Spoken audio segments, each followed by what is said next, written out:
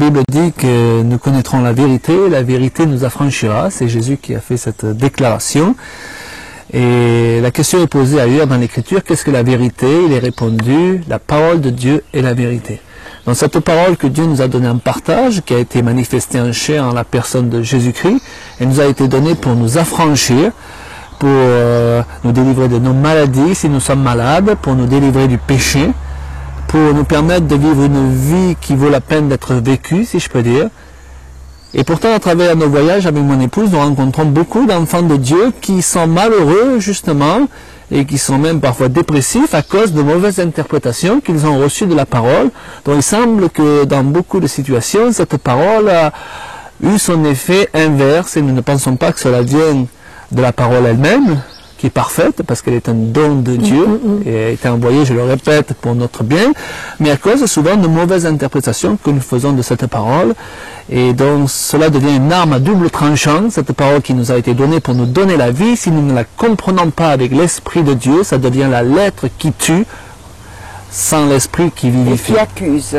Et qui accuse. Alors ce que j'aime énormément dans ce chapitre 1 de Jean, c'est que Jésus était la parole. Et la parole, c'est lui.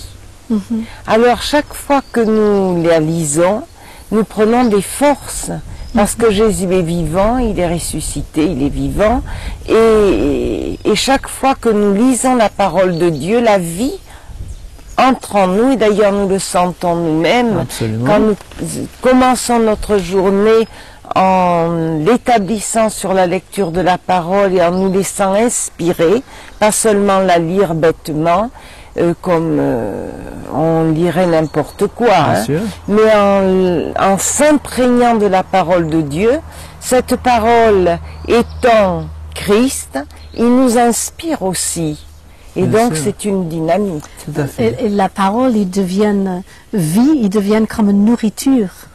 Et quand on nous a dit, eh ben, que, merci Seigneur pour notre pain quotidien, eh ben, ce pain c'est la parole et qu'on a besoin de se nourrir chaque jour. Et c'est la santé pour notre corps, pour notre âme et pour notre esprit. Et Jésus dit, je suis le pain de vie. Tout à fait. Celui qui me mangera vivra. C'est ça. C'est fabuleux. Oui. Dans les versets que vous avez cités tout à l'heure, il est dit que tout a été fait par elle, et rien de ce qui a été fait n'a été fait sans elle. Et je crois que c'est bon pour chacun de nous, rien de ce que nous voulons entreprendre, nous ne pouvons l'entreprendre avec succès sans Jésus, et sans avoir sa parole et la serrer dans notre cœur, et sans, je dirais, comme disait Julien, recevoir une parole qui est plus qu'une parole à l'état cru, qui devient une parole révélée. Dans l'Écriture, il y a deux mots, le mot logo et le mot rhéma pour définir la parole. Et quand il est dit dans les Romains que la foi vient de ce qu'on entend vient de la parole de Dieu, le mot là en grec c'est la parole révélée, c'est le rhéma. Et chaque jour nous pouvons prier cette prière que nous a demandé de faire Jésus-Christ, ou cette part de cette prière du Notre Père. Donne-nous aujourd'hui notre rhéma dont nous avons besoin, qui va nous permettre de changer le cours des choses dans notre vie de tous les jours. Alors, Claude et Julia, vous chantez beaucoup la parole. Oui, nous aimons beaucoup la chanter. Est-ce qu'on peut faire un petit stop pour vous écouter? Avec plaisir. Avec plaisir.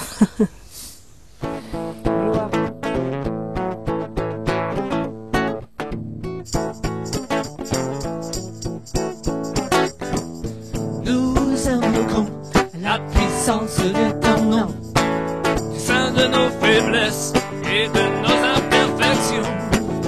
Nous invoquons la puissance de ton nom pour nous délivrer de toute adversité. Nous invoquons, nous invoquons, nous invoquons la puissance de ton nom. Nous invoquons, nous invoquons, nous invoquons la puissance de ton nom.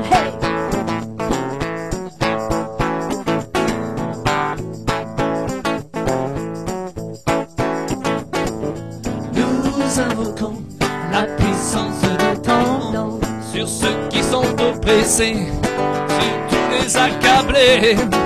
Nous invoquons la puissance de ton nom qui seul peut nous délivrer de toute adversité. Nous invoquons